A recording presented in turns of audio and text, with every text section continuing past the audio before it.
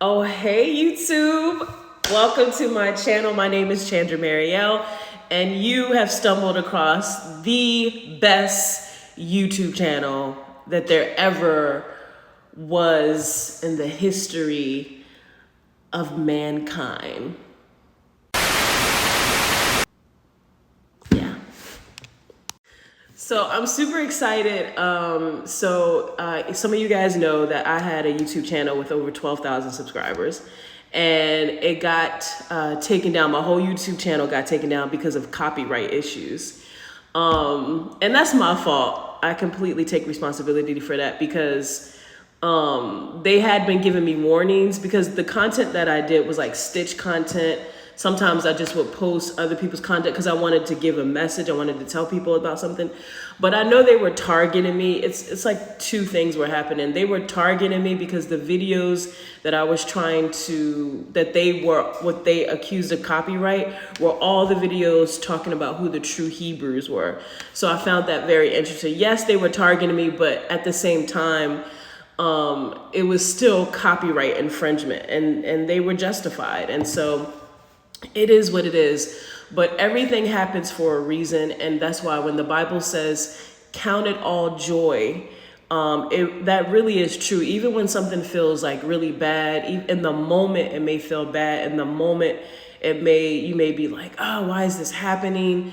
And it could have been also a test, right? Because I bet you if someone lost 12,000 subscribers, some people may have reacted and blamed God or got really upset. But honestly, because I know this life is short, and I know that nothing is guaranteed. Like, only thing that's constant is change. I was like a little down for like a day, but I got over it, and I realized that this might be a blessing in disguise because now I can focus on original content and actually truly get monetized. And so that's my goal. And my goal is to get like 100 subscribers. My goal was to get 100 subscribers in a week, but YouTube don't play no games. When it comes to subscribers on YouTube, you're going to have to work for it. So it's not going to be as easy as like TikTok or maybe even Instagram. Instagram and Facebook they don't play no games either. You really got to work for your content on those platforms. TikTok just knows how that system works. And don't judge me for this is my shirt. I need to get some new shirts for my company, The Chef's Agent. But we'll talk about all that stuff later. Let's get into this video. But yes, I just wanted to just say that really quickly that I believe it was a blessing in disguise, and I'm super excited to announce that I have 40 subscribers now. Woo! I have 40 subscribers now, which is so cool. And one of my videos is trending in my department and my channel. One of my videos is trending. I'm up to like almost 170 views, and it's kind of moving. It's moving slow, but it's moving, and that's huge for YouTube, for long form content. So I have a request from a viewer. I believe she subscribed. So shout out to you. I'm going to put your comment up there. And the video that's trending is the demon encounter at American Idol, which really did happen. So, ooh, that was a whole shaky thing. Sorry about that. And so I also said at the end of that video that I also have like an angel encounter too. I have another demon encounter too, but she requested to hear the angel encounter. And so this is why we're back to talk about the angel encounter I think I was at, I was at a furniture store. I can't think, I think it wasn't, Lazy Boy. It was some furniture store that I was at in Los Angeles, California. And a lot of encounters happen in California, by the way, which is very interesting. Even when I first got to LA, I think I had an encounter with the actual devil. I really do. And remember, the devil can take different forms. And I was listening to this thing with David Pawson, and saying like, you know, a lot of people may have thought like the devil is like gonna have some red horns or you know, is going to be this evil looking. In his natural form, he is disgusting looking. He is evil looking, but he can take on different shapes. And he's going to take on something that is most attracting and appealing to the human eye. So if you have an encounter with him, and it's probably going to be someone that you're attracted to, that's easy on the eyes, smooth talking. This man had a suit on. And so I'll tell you about that story if you guys want to hear about that. But let's get into today's video, which is I had a angel encounter at a furniture store. And I can't remember the furniture store. I may put that on the title because it might help to get the algorithm where it needs to go. I know using American Idol looked like it helped. So I got to find a way to start getting these videos to trend. So we'll figure that out. But this is what happened. Okay, so I have to give you a little bit of the backstory. You know, I'm always in a position where, like, you know, both of my parents are gone. I'm in my 40s, and in a lot of ways I had to raise myself. So the lessons that God is showing me has taken some time, just to be honest with you. And I struggled a lot with my finances in the past, and just trying to understand and tackle life. And so I put some of those stories in my older videos, so I don't want to take too much time with that. But just know that life is a journey. It's a process. And I don't care how old you are. I don't care if you're 60, 75, 80. You're still learning, right? And through the grace of God, I feel like I'm getting really getting a grasp of things. Even though I'm in my 40s, it's still like, you know, I'm grateful to God that I'm starting to understand like how to play this game called life, you know, and figure these things out. And I'll just give you the short answer. The first thing you got to do is surrender to God, surrender to Yeshua, Jesus Christ, and get baptized by the Holy Spirit and truly be spirit led. And it's a game changer. And I think I went into that story before, but I'm going to probably have to do a whole video about my spiritual journey and how it has really just fast tracked my life. Because for a while, my life wasn't going anywhere, to be quite honest with you. And so anyway, so at that time in California, I think I had lost my apartment, and I was living in my car, just to be 1,000% honest. And I had 2 cars at the time because my dad had recently passed away. Well, not that long ago had passed away. And so I got his car, and so I got that car. I think, did I get it shipped? I think I got that car shipped because I took the road trip to California from Maryland to California, and I don't think I was going to do that again. So I think I got the car shipped. And so I had 2 cars, and I had all of my stuff, like my belongings, in one of the cars, and then the other one I used to drive around with, and I still had like a few things in that car as well. Okay, so that's the scenario. So I had found a job working for this family, and I was still making the transition to reset my life yet again, trying to figure things out. So I was gonna have to get an apartment and figure some stuff out. I had moved on from that family, but I left my car in their neighborhood because I didn't have like a place to stay, so I didn't have like a place to put the car at.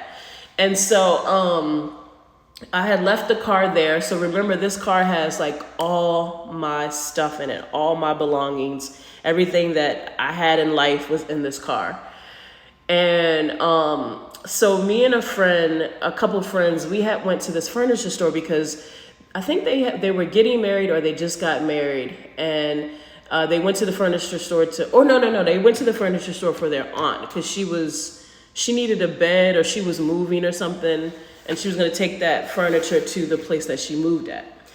And so we were in the furniture store, you know, just playing around, making videos, goofing off, you know.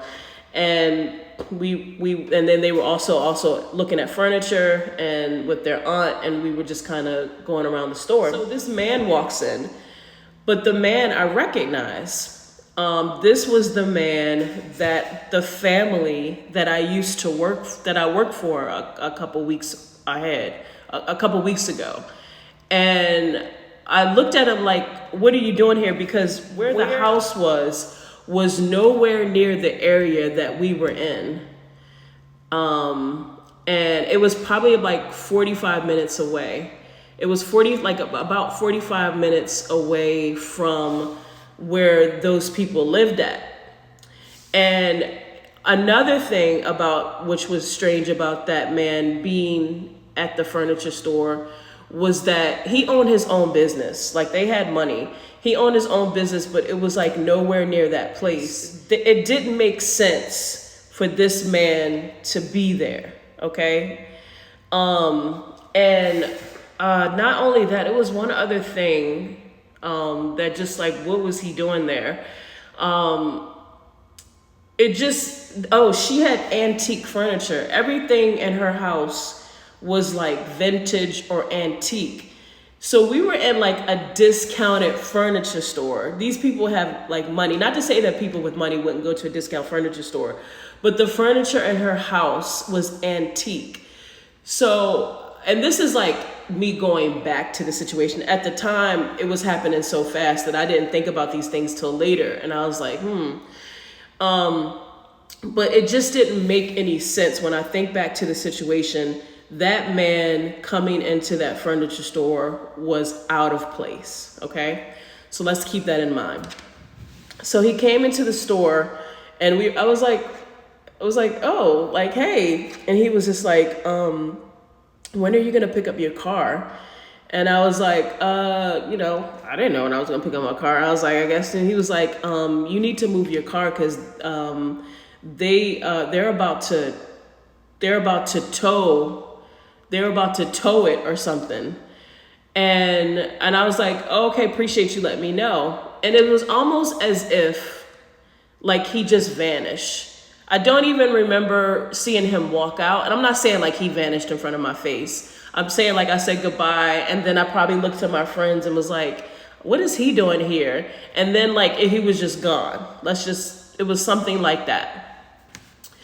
And so afterward, my friend actually had a relative that lived in that area. So I think I asked him to drive me there because, I had to ask him to drive me there so that I could go pick up my car and move my car to the new place that I was staying at. I think I was staying at like, LA has these hostels. LA is really expensive. It really is. So people in LA be like, oh, you live in your car, of course. I mean, what else is there to do? Because LA is super expensive. So there was a lot of highs and lows in LA. And if you can make it work in LA, you're doing pretty good. And I did for a little bit make it work. But anyway, but to God be the glory. To God be the glory. So I keep kicking that. Okay.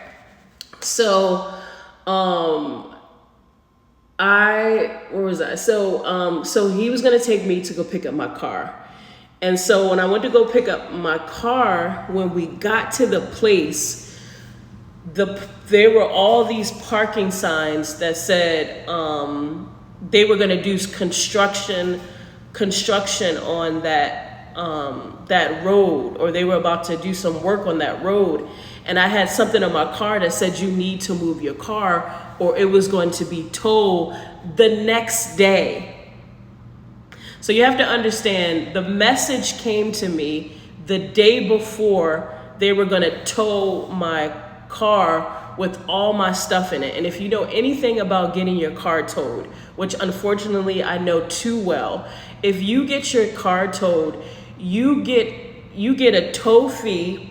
First of all, for them towing your car, you got to pay a fee for that. And then every day consecutively, they charge you a rate. It almost makes it impossible for you to get your car out. It's like if you don't have any money in this world, you're pretty much screwed because the system is set up to make you fail. Because if your car got towed, it's like, I don't know. Or like when you get towed for parking tickets, it's like if you can't pay the parking tickets, like what makes them think you can pay all that fee? So they pretty much just steal your stuff. And the people who work at tow truck companies, it's almost like the equivalent to what a tax collector was in Jesus' time. Like, I just think they're just horrible people. But anyway, I'll go back to my story. So the very next day, if I didn't make it there on that day, my car with all my stuff would have been towed. And, you know, I was already in a fragile, flaky situation. And so it was like, if I didn't get that car, it would have just been another hassle. So this is what I believe happened. I believe that that man was an angel that took a form of someone that I knew. And just so God sent a messenger to tell me to go pick up my car. And I think it was an angel encounter, because it just didn't make any sense for him to be there. He didn't live there. He didn't work around there. The furniture store, there was nothing in there that home they would typically buy from that type of furniture store, because everything that they had in their house was antique. It was all vintage. And then like, I didn't see him like shopping. I didn't see him looking at beds. I didn't see him go to the counter. He came in, he gave a message, and I never saw him again, which is how most angel encounters will work. They're just messengers for God. And I was like, God took the time out of his busy schedule to send me an angel to go tell me to move my car. He didn't have to do that. And there are plenty of times when. So I believe that was an angel encounter. And I just find these things fascinating as we start to get into these last days, and as the veil is thinning. I think there are going to be more situations that we're going to encounter. And I wonder if you guys have had an angel encounter, if you want to comment below. And I also have another demon encounter as well at TGI Friday. So I'll be doing that video next if you guys want to hear that video. If you want to hear more about my encounters with these supernatural encounters, I have a couple, I have a few. And I've also been dreaming a lot too. So if this kind of thing is what you want to see, I'm here for it. I'm here for it. So just make sure you like and subscribe, and also share this video with people in your life that may be looking for Christian content, Hebrew content, because I know there's not a lot of good content out there for believers. And so, yeah, that's what I'm trying to do here. So that would be so awesome if you would want to support me in that way. Appreciate you. Also, content creators, we don't get paid for the time that we spend making the content and all these things unless I get monetized, which I'm trying to get monetized. So if you want to support the channel, I'm going to put my information down below for you to support the channel if you desire to. But right now, I'm really just kind of looking for subscribers, just kind of get my page out there. So I would just really appreciate if you could share this post or engage in this post. That would really help out a lot. But I appreciate you watching today. I appreciate that you're interested in my stories, and may God bless you. And I hope to see you the next time. Bye.